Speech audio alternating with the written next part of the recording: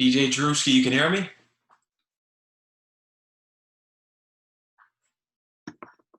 I I'm can hear you. back. How you doing, Drewski? I'm chilling, man. You good? With the audio sounds great. Yeah, everything sounds good. How you doing tonight? Cooling, man. Hold on. Maybe if I flip my screen, it'll look like you. Okay. Yeah, now it's long stream. Oh, I think you're stuck. All right, now you're good. It's better, right? Yeah. Welcome to the Cool. show. Yeah, of It's an course. honor to Thanks have for you having on. No doubt, it's an honor to have you on. So, how was the BET Awards last night? What'd you make of them? me. All right, so I only seen the very beginning, but leading up to the awards all weekend long, every year I go to LA and I cover the BET Awards. So usually we go to LA and then Friday, Saturday, we're covering the awards, we're doing interviews, and then Sunday's the award show and we go and we attend. This year, of course, because of all the lockdown, we did everything virtually. Just like the awards was, the whole radio promo was the same way. So on Thursday and Friday, all the big DJs around the country, we were basically in a Zoom like this, and all the guests would come in. So I don't know if you've seen on my Instagram page, I talked to like Neo, I talked Neo, to yep. Play, I talked to Griselda. So we were already, like, I kind of knew what was going on. I kind of knew who was nominated. I didn't know the winners, but every year it's exciting. So just to see how they did it this year, I thought it was amazing. Like every video looked like a well-produced music video. So I thought it was pretty dope. But it's still nothing like the live, the live audience, the live performances and being there. But, they made it happen. So I got to respect it. Yeah. How was the transition once the coronavirus came about to working from home? Um, I'm actually in my studio right now. So I was already not preparing for the virus or lockdown or pandemic, but just preparing for myself to make sure I had the capability to do things. So we was ready. Like I had the studio up and running. So the same day the radio station was like, yo, listen, no more people are allowed up. Only certain people at certain times. I'm like, cool, I'm ready to go. So I actually been mixing from here for like the past 3 months. And then on the weekends, I would go up. But I think I was ready. We were prepared for this. It's an insane time. It really is, just like working from home, because I'm so used to working at the university and doing my show from the studio. I'm sure you are too, doing it at Hot Right. 97. So when it hit, I had to find a way to do my show from home because I'm the only person at my college radio station still doing things. It's like, it's really, Yeah. Nah, I respect it. And it shows like who really wants it and who doesn't. You know what I'm saying? When you figure out, all right, cool, here's a obstacle in the way and I got to do this from home.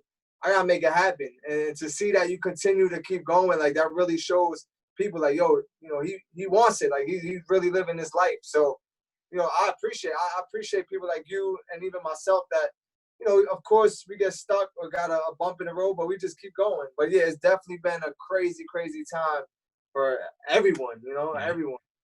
I know that they were talking about phase 2 of the reopening process in New York. Has anyone in the higher ups at Hot 97 allowed anyone to start coming back in the building, or everything's still online for now? Yeah, I think it's gonna be a couple more weeks, but so they allow like one person at a time. So like yesterday, I went into mix. So we got a mix booth and we got the main studio. So my boss calls. He's like, "Yo," well, she calls. She's like, "When you get up there, wait till the person leaves the studio before you go in." So they're really like secure. And even now, when you walk through the main door, they have a temperature check. So you walk, here's like an iPad screen. You walk up, it checks your temperature, and then boom, you're allowed to go in. But they're really strict, especially it's in New York City. So New York got hit super hard. So I know they're very careful. But I think it's going to be a couple more weeks or even months before we even get back to half of normal. But it's cool though. I think besides myself, I think a lot of the people do enjoy working from home. Like a lot of the DJs actually, the DJs that are on like during the day, they have live feeds right from their house to go live right on the radio, the way it's set up. So I'm sure a lot of them enjoy like, yo, I could just wake up and DJ my boxers. Like I ain't gotta pay tolls. I don't gotta worry about parking. I could just go straight on the radio.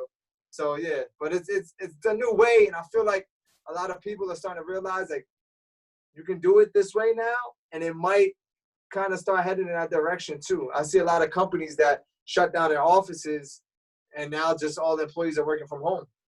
And that's what was going to lead me to my next question. Could this be the new norm for radio? Yeah, I think it could. I think it'll save the big radio companies a lot of money. They don't like less liability having people in the building. It's just a quality. So if you're not set up, like prepared like I was, then you're not gonna get that same quality you hear on the radio. You know what I'm saying? So if they're willing to invest in their talent and give these people, you know, the quality and equipment they need, then I think it could be a norm. And I don't, you know, it's actually a lot easier than having to worry about. I can record right here while we're chatting. I could be recording and sending it off to the radio. So I feel like things are gonna start changing in radio and just in everything in general. It's an insane time. It's just, who would have thought 2020 would have been like this? Started off with almost getting into a World War III, Kobe Right. Bryant dying, Pop Smoke getting killed. It's a year we'll never forget. It's definitely one of those years that our children and grandchildren will be asking us like, were you there for this and that? Like, yo, word. This is definitely one of those years that are gonna stick out for a long time. And what kills me too is the people that aren't wearing the masks that are going out. Oh yeah. Well, you have people that think, you know, it's a theory and that it's politics and this. You're gonna have that, but I've seen it. I actually went to Atlanta to shoot a music video like a month ago, and they were operating like almost normal. Like restaurants were open. This is a month ago. We're in the restaurants. We're, you know, going into stores.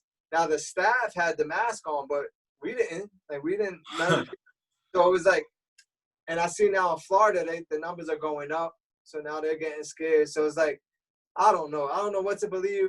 I just know I gotta stay safe, and I'm just gonna do what I gotta do to keep myself safe and the people around me safe. And that's exactly right. So I want to start from the beginning with you, Drewski. Tell me, what was it like growing up in New Jersey? You know, when you're young, you don't realize where you're growing up at, right? You just kind of adapt to the environment. But once I got like a teenage years, I realized, oh shit, I'm in Jersey, which is 20 minutes from the biggest city in the world, which is New York City. And I started seeing like a lot of opportunities come out of New York. So I always heard the stigma, you know, artists, because, you know, in the entertainment business, it's like, yo, it's hard for artists or people out from Jersey to make it. So I'm like, I don't understand how that is even possible when we live 20 minutes from the biggest, most poppin' city. I'm talking Manhattan. I'm not talking Bronx and Brooklyn. Everything in music was going down right there in Manhattan, right in New York City, and I'm 20 minutes away. So once I realized that, I started taking advantage of those opportunities and jumping on the train and going into New York and figuring out certain people and certain moves and different things I could do to help benefit my dream. So I would go right from high school, jump on a train and sit in the studio audience of TRL, Sucker Free Countdown, 106 in Park. And I was one of those kids like in the audience, just trying to watch how the production works, how the hosts work, how everything operates. Because really, you can't really go to school for that. I was going to school and doing TV production at Elizabeth High School, but to actually see it happening professionally, you learn a lot. So I was doing that for a while, and that's how I kind of started meeting people and getting opportunities. But there was still a lot of like, as a kid, like celebrities and artists that was from Jersey that I'm like, wow, like they're successful and I want to do music so I can continue to do what I dream of because these people have done it. And I think I was motivated by that, motivated by the people that were successful in Jersey and by how close we were to one of the most popular cities in the world. Mm-hmm. As someone like yourself that works at the number one hip hop radio station in New York, why do you believe Jersey gets so much flack? Why does it get so much hate? See, people call it hate and flack. I think it's just a mentality that gets instilled in us being from Jersey, right? So at first I thought like that, like, damn, they hate on us. But you got to understand, like, one, that's not true. Artists say that all the time, like, bro, that's not true. It's not you got to think, and when it comes to music and radio and DJs, majority of the DJs are from New York, right? So they might be a little biased, and if there's an artist from Brooklyn and they're from Brooklyn, they're gonna show support. If they're from Queens, they'll show support. But it's really not like that. I think it's a mentality that the artists and entertainment people from Jersey get. But you do gotta realize we're kind of like the stepbrother. So being we're so close to New York is a good thing. But then you're looked at like a stepbrother. You know what I'm saying? Like we're not as big and not as populated, and that's so. We kind of get looked at as like the stepbrother, but you got to just create those lanes and create those opportunities and take that mentality and say, nah, we from Jersey and we're as good as they are and we can do more. And I think that's what kind of motivated me because of that. Like, yo, just because I'm from Jersey, don't think I'm going to let that affect my hustle. Like, I'm going to go even harder if I have to. And that's just what we got to do, being that we're so close to one of the biggest cities, like the biggest city. Yeah. We're right next door, so it's like, of course you got to go harder. And yeah, if the DJs are from Brooklyn and the Bronx, and they're gonna be a little biased, but that's why when people like myself or other DJs from Jersey, including yourself, like get platforms, the artists got to realize, yo, let me help this person get to where they're at, because then it could benefit me later on, right? So if I had all the Jersey artists pumping me up, or if they're pumping you up and helping you brand your name to get to a certain point, you're going to remember that when you get the opportunity to help others. So people ask me all the time, like, yo, why you help this person? I'm like, yo, when I was coming up, it wasn't anybody really helping me. I just had to keep working. So I help everyone. I'm not biased. I don't owe nobody nothing. So it's like, that's why I help people that make good music. It doesn't matter where you from. So it's like, yo, people and artists gotta remember that too. Like even yourself, when you want to do an interview for your show, they can't think they're too cool to do the interview or they're too popping to do college radio. It's like, remember that now when when Max is in the bigger platform, then you're gonna regret it. So I tell them all the time, like, you know what I'm saying? Everyone is equal, don't matter where you from. If you got talent, if you're good, you should support that person. And those words, they mean a lot, and it's inspiring to a lot of people, because you're someone that was in my position and other people's position. Now you're up at the top. So when you're offering that advice, people will register that and they'll use that in their careers. Right. Yeah. And I know that. I know in yourself, as you continue to grow, your opinions and your voice become louder and they mean more. So you got to now be careful what you say and how you say it. But you got to be real at the same time, too. So it's like, you don't want me to lie to you. You want me to keep it 100. So I'm not going to lie to you. So when I do speak, you should listen. And I tell that to a lot of artists when they get frustrated, they get upset. It's like, I might not even know you personally. So why would I have a grudge against you? Maybe you should go back, listen to your music, or go back and listen to your team. Maybe your team is moving the wrong way, or your music is not ready yet. It's nothing personal. I don't even know you to not play your music or show you support. But remember, it works both ways. So if you want my support, you got to figure out how to support me too. It doesn't matter how popping I look or how many awards or plaques I have. Like, we got to continue to keep living our dream and feeding our family. But I think they forget that. That's right. That's right. And I got Water in the rotation on Live 365 because I started my own radio station, because the college station isn't working right now. So I'm just streaming live from my YouTube platforms, putting it on the WSJU YouTube. I mean, I got my own station working there. So I got your song in there. And I appreciate that. I look at it like, whoever's supporting me, whether it's my song, whether it's a t-shirt, whatever it is, I appreciate it, because I know how hard it is to get to the point where people even respect or recognize your work. So I don't care if it's on the biggest station in the world or a college station or even a YouTube channel. Like, it means a lot. You know what I'm saying? It means a lot for someone to take the time to play my record or promote my record. And we actually just dropped the video today, so the numbers are going crazy right now. So I'm excited. In the next 24 hours, I kind of go back. I wait for like 24 hours, then I go check the numbers. I don't even care right now, but they've been moving like crazy. So I'm excited to see. I don't know if you've seen the video yet. Have you watched it? No, I gotta check it out. It just dropped today. I've been busy all day. I gotta check it out. make sure you go check that. I got you. I'm gonna check that out. You know, I'll put it in the stories, support it, shout it out, make sure people go run those numbers up for you. Yeah, hell yeah, we need all that. Yeah. So who were some of the DJs that inspired you before you got into the game? I think most of the DJs that I was inspired by were the ones that I grew up listening to on the radio, right? That which was Hot 97 at the time. Mm-hmm. The Funk Master Flexes, who was super huge DJ. DJ Enough, Mr. C, Cypher Sounds, who actually gave me my break, who let me in. Then you had DJs like Kid Capri, who were on the radio at one time, but they weren't on the radio when I was listening to Hot 97, but they branded themselves and did so much that like someone like Kid Capri was like, yo, he's so lit.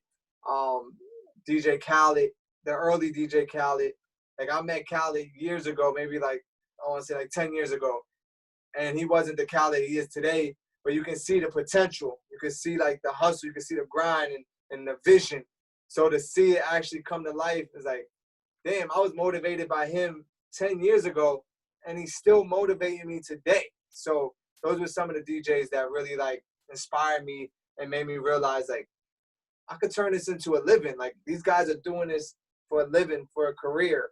A lot of people that, you know, not into music or not into DJing think it's just a hobby. But I watch these guys turn it into a career, and that's definitely what inspired me to like, I'm gonna do that too. Yeah. What's interesting about DJs is just that just how diverse they are. We have young people like you, and then we look at the OGs like Red Alert, Chuck Chill Out that are still doing it. There's still audiences for all these DJs out here because people want to see the OGs like Chuck Chill Out, Funk Flex Spin. Then they want to see what the young guy's gonna do. Yeah, because we're playing music at the same time, and music is timeless. You know what I'm saying? If it was a hit in 1986 when Chuck was doing his thing, it's still a hit record. So it kind of brings you back those memories. You know what I'm saying? Like, damn, when I was young, Chuck Chill Out put me in different places, and Red put me in different places, and they were the first ones playing hip-hop music on the radio. So if you grew up listening to them, it just brings back these memories, and I think that's what I want to create too. Because when I'm at Hot 97, right next door is BLS, and I get to still run into Chuck, still run into Red Alert, and say, yo, these dudes been at it for 40, 50 years, and they still going, and people still want to listen, like, and they're doing what they love. And it's amazing. So, yeah, I respect all that. What's your view on how music has changed over the years? People always say, you know, evolving, because when I look at New York, I'm a big critic on I want that lyrics. I want that boom bap. That boom bap. Yeah, I want that boom bap. I got all the 90s pictures on the walls. Yeah, I think we all, not all, but a lot of, especially DJs, like we want to hear the rap, we want to hear the bars, but listen, we just got to roll with the times. Our job at the end of the day is to play what people like and to be ahead of the wave, to find those records and to find that new sound and those new artists and introduce them to the world, right? So we know, okay, it's never going to stay the same. And there's an audience for the boom bap and for the rap stuff. We can sit there and go listen to it personally. We might not like everything that's out right now, but if I'm going to stay relevant, if I'm going to do my job as a DJ in the culture today, I got to stay in tune. And actually, I like to be ahead of the wave. So I want to bring out the sound and the next artist. I don't like waiting till something gets hot to jump on board. So I like introducing new music. So it's just like, you know, if you're good at what you do, you kind of adapt to it. So if you were a person that worked in the office and you know, went from writing everything down to computers, like it's just part of the process. So it's like just, you know, adapting to it. I personally don't like everything that's out, but I know my audience loves it. So I got to play for them. Yeah. When I'm in the car, I can play what I like. Exactly. So as my job and my position, I just got to stay with the times. Like you can't get lost. And once you start getting lost is when you start dying out. I agree. I think, you know, it's important to evolve, but it's important to still try to find that sound, because that's the true New York authentic sound. And I think that's what the movement does, is what you have going, the movement. It's to find the talent that's out there. And I know a few artists that you've had on your show that I've had on my show, one being Jahan Nostra. Okay, yeah. Yeah, because he's from Connecticut, and I'm from Connecticut. I've known him since high school. So I had him up on my show my freshman year, and I remember him telling me that he was up there. I think he spit over Yeah, Des Wolf song. what song was it? Um, Be Real. I forget. Be Real, I think, is the one. Okay, okay. Yeah, I man. remember he mentioned Pun on it. He mentioned Pun Dream Shatterer. Yeah, I remember him mentioning it on the freestyle. Yeah, I just like to take like what I've built and be able to expose new music and new artists. Like I don't see people like, yo, why do you care about these artists? They're not even lit yet. It's like it's not about anyone can jump on board when stuff is lit. If you really got power, if you're really lit, you'll be able to use your platform to help other people. And that's the challenge I have for myself. Is like, if I'm gonna walk around like I'm lit, like I'm the hottest DJ, of course I can play all the hot stuff, but what can I do for new music and new artists? And I think that's really what, defines like who's hot and who's really hot and who's just playing hot stuff. And that's another question I have for you, just thinking about it, because the radio is my dream job. So if I wanted to get a job in the radio industry, just having my show on any station in New York, do you get like any backlash from having independent artists on? Because I agree with you, given a platform for that new sound coming in, the newer artists. Do you get backlash? Is it hard to bring in those new artists? 1,000%. Actually, when I first said, I brought the idea to them, let me have a show that plays all new artists. They were like, fuck off, no way. It doesn't make Really? any. Yeah, like when radio at the end of the day is a business, right? It's not even a music business, it's an advertising business. And I think that's what people forget. The more people that are listening, the more advertisers they get. So when you play new music or a new artist, based on statistics and numbers and research, you play something that people are not familiar with, they're going to change the dial. It is what it is. So when you play a new song on the radio, you're putting yourself at risk of somebody changing it. So that's why you hear people say, oh, I hear the same song over and over. They keep playing Drake. They keep like, yes, because those songs, when they play, people are listening. We're listening. Our parents are listening. Our sisters are listening. So majority of the listeners will stay tuned. When you play a new record, majority of the listeners are going to change the dial. So they want to keep people tuned in so they can get advertisement money. And that's why it took a long time before them to even give me a show like the New Movement where I play new artists, because it's a risk and I get it. So now the pressure's on me to be able to play these songs and keep people listening at the same time. So that's why I tell artists, like, I just can't play anything. It got to sound good, the quality. If I play a record that you and your boys think is a hit, but it's not mixed and it just sounds like shit, people are not even listening to what you're saying. The quality of the song is so shitty that they're going to turn off. And that falls on me. So it took a while before they were like, all right, let's go, let's try it. And within the first 2 years, I was able to play artists like A Boogie that came out. Even recently, Pop Smoke, his first time on the radio, his first interview was with me. Fabio Foreign, Little TJ. So you see the impact it has, but the artists are also working and doing their thing on the street, on the internet, and it all kind of connects once they get to radio. But it's definitely hard to play new music on the radio in climates like this too, when they're scared to lose any dollars. So if someone switches that dial, they lose the advertiser. Mm-hmm. An artist I want to ask you if you've heard of, and he's been blowing up recently, and I've had him on my show. But people also give him criticism because he sounds like Jay-Z. He goes by the name of HD. Yeah, I think he posted a video recently on his Instagram. Yeah. And I just seen it maybe 4 days ago. But he definitely sounds like Hov a lot. And in the one video, I think he had like a Yankee hat on too. I'm like, I don't know if he's running with it with the whole Jay-Z thing, but he definitely sounds like, but he sounds good. Like, Yeah. he sounds good. I had him on my show, and he's authentic. I thought, some people think, oh, he's just taking his style just so that he can become big off of it. I think that's just his voice. Really who he is. Yeah, it's like he can't help that, and it's just insane that he sounds just like him. Yeah, the same thing when Designer. Like, I started playing Designer early, and people were like, oh, he sounds like Future. I'm like, if you knew Designer and you spoke to him on the phone or in person, he sounds the same way. It just happens that he sounds like Designer. But I know it could be like a little difficult too for artists like that, because they get that critique and they get that feedback, and it's, it could be hard. But I heard it. I think he sounds good though. Yeah, I mean, speaking of real hip hop that's out here, I think that's something definitely that the culture Yeah, needs, man. rapping, rapping. Yeah, actual bars, and that's a question I have for you because you're in the industry. Why do you think the attention is so heavily focused on trap music right now, especially in New York? Trap music, and now this new drill movement. Is it Right. just because there's no artists making that real hip hop that much anymore? There's artists making it. Like I get a lot of records where artists are spitting and rapping. Then you got Griselda that I mentioned, Benny and all of Dave them, East?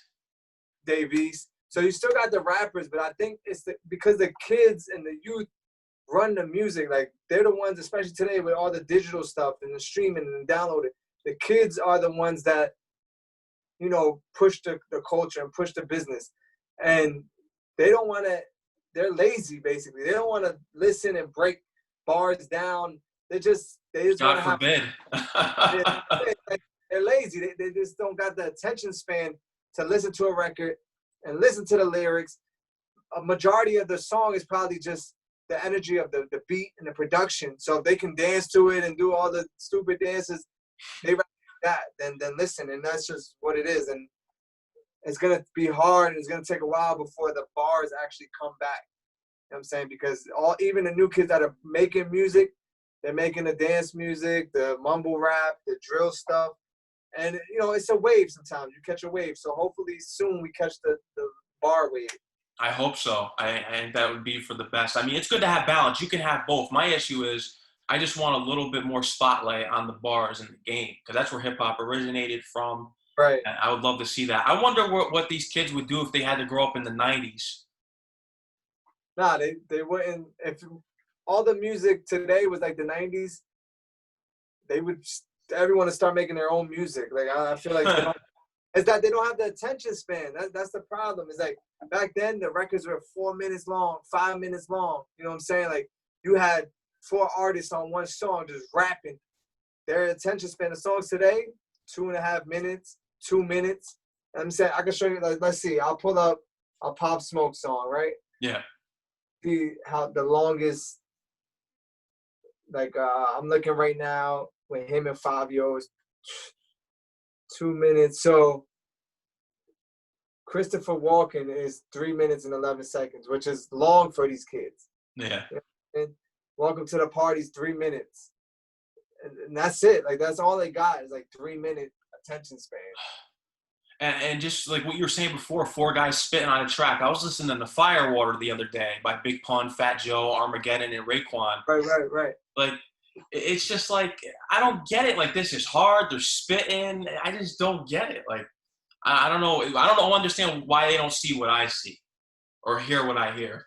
Right. Well, we're probably more music people. You know what I'm saying? We listen to music differently. We're not listening to it to have fun. Our way of having fun is like hearing bars. So I think because we're more music-driven people, we listen to music different than the regular people. So we enjoy that type of stuff. But there's music for everyone. There's still artists that are spitting, and if I hear something I like, I'll support it. I'll repost it. Check them out. They're fire. Like, but yeah, it's even when I'm in the studio now and I'm making records. Maybe out of 10 records, 1 or 2 will be some rap, hip hop, boom bap shit.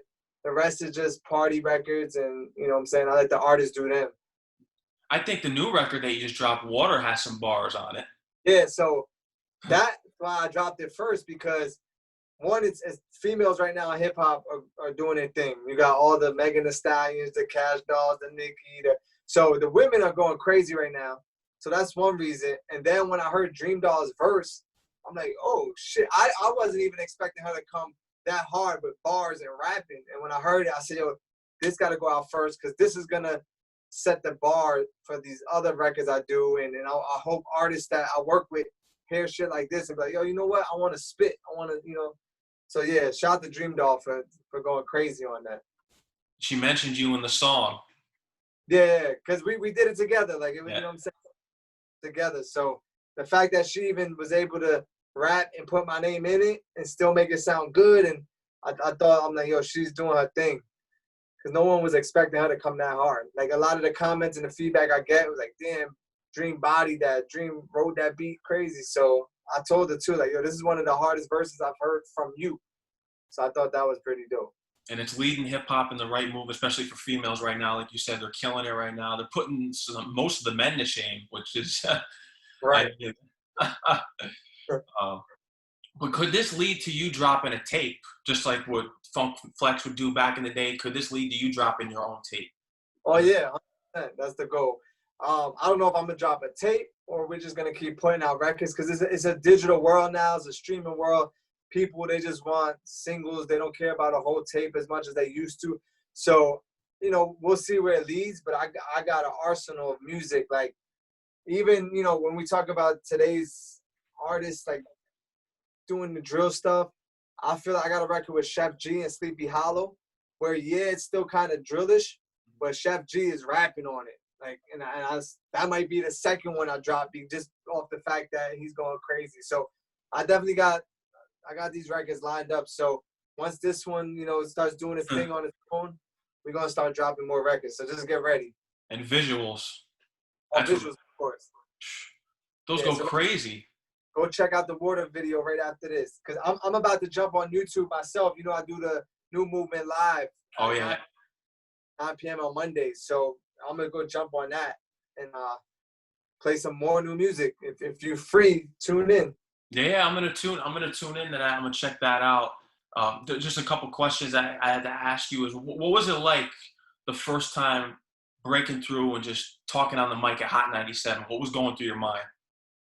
I was super nervous. Like I was there for a few years before I even was able to get, you know, a position on the radio. I was producing. I did the Angie Martinez show. Angie Martinez show, yeah. Yeah, I worked with Cypher Sound. So I was there for a while. So I kind of got comfortable, like being around people that were cracking the mic and being in the studio.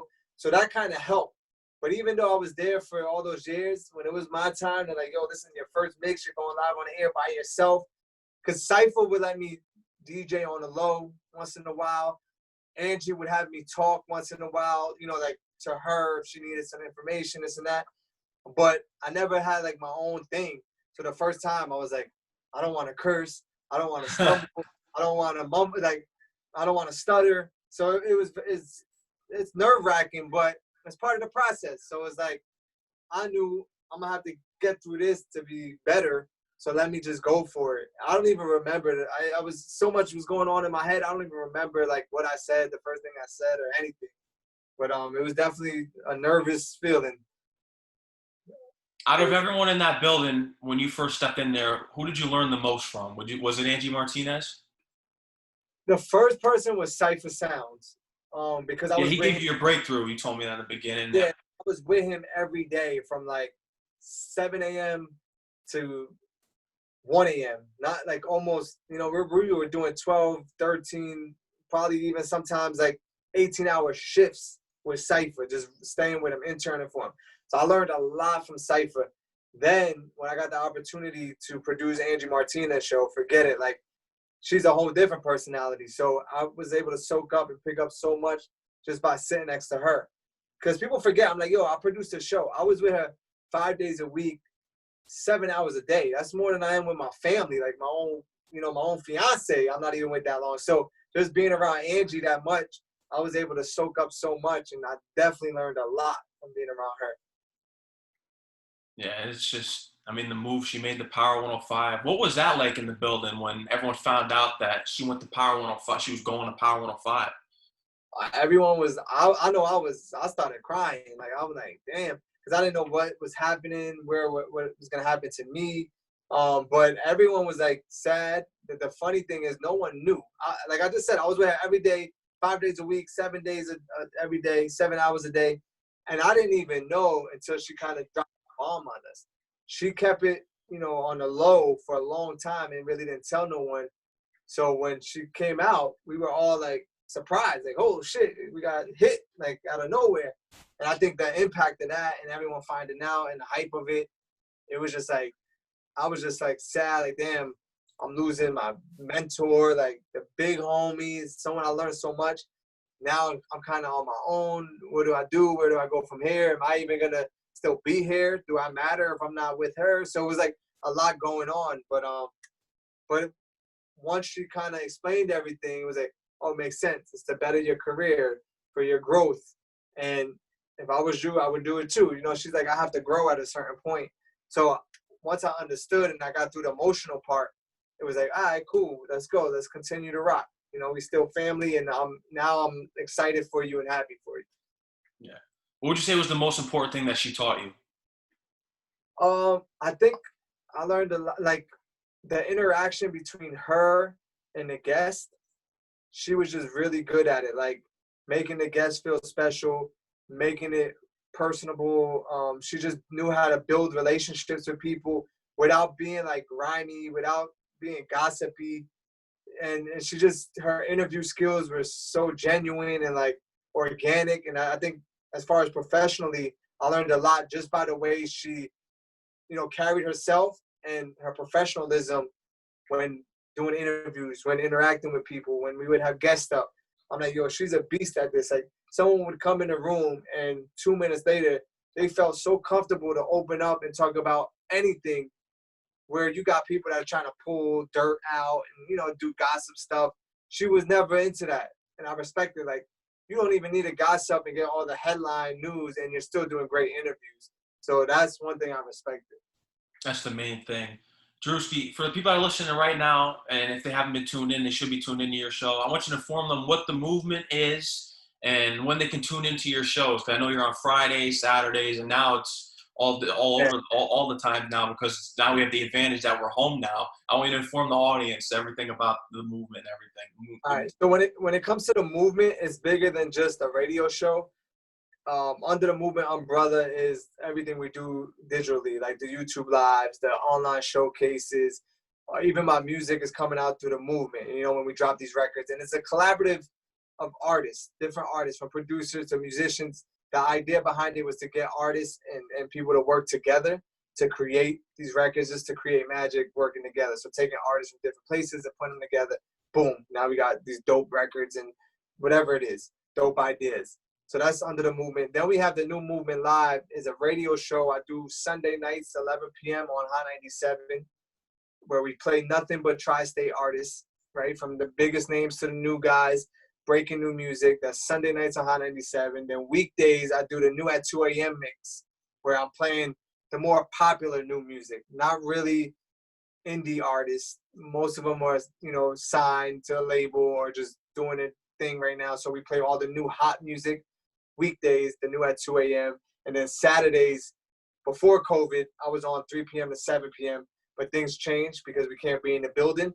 So once we get back to normal, but right now, it's like on hold. So weekdays, new at 2 a.m., Sunday, 11 p.m., the new movement, the YouTube lives. Follow us on Instagram. We're always working, doing digital, virtual interviews like this, and just coming up with crazy ideas. And of course, the Water music video is out now. And we got an arsenal of music that we're about to start dropping on your ass every like 3 months. So just get ready. Get ready. One more question I have for you, Drewski. If there's a hip hop album that you grew up to that you still revisit today the most, what is it? What album from the 90s, 80s, whatever album you grew up to speaks to you the most? I don't think it was one specific album, but I know Jay-Z's albums, like Reasonable Doubt, those albums, a lot of the Jay-Z albums. And it could have been because my older brother, like, forced it on me. Like, he was a huge Jay-Z fan. But all the Jay-Z stuff, like, throughout my childhood to teen years to now, was just something I was always around. So if I had to give one, I would say, like, Reasonable Doubt, Jay-Z. But there was so many Jay-Z albums and records that just motivated me, and I was surrounded by that stood out, like, still stand out. When I hear it in the car, it brings me back to those memories. And, you know, I remember being a kid and dreaming about doing certain things. So Jay-Z. And salute to Reasonable Doubt. It just turned, what was it, 25? Hey, yeah, 2025. Yeah, I think it was 25. I'm pretty sure. Yeah, salute to that album, one of the greatest of all time. Drewski, I want to thank you for coming on the show. I know you got to do your YouTube live. I want to thank you for coming on the show. You're always welcome. If we open back up here at the university, we'd love to have you come in if you're available. Yeah, man. Let me know when you're ready. I'm there. I appreciate it. All right, Drewski, tell them where they can follow you on Instagram and Twitter. It's So Drewski and all that. Yeah, so just make sure you follow me on all social media at So Drewski. That's SODREWSKI. And there you go. All right, Drewski, I want you to stay safe out here, and I'm gonna watch that visual tonight. I'm gonna keep in touch with you, and All we'll right, go brother. from there. Yeah, you got my Instagram, you got everything. So just hit me. No doubt. All right, Drewski, stay safe. Appreciate you. Yeah.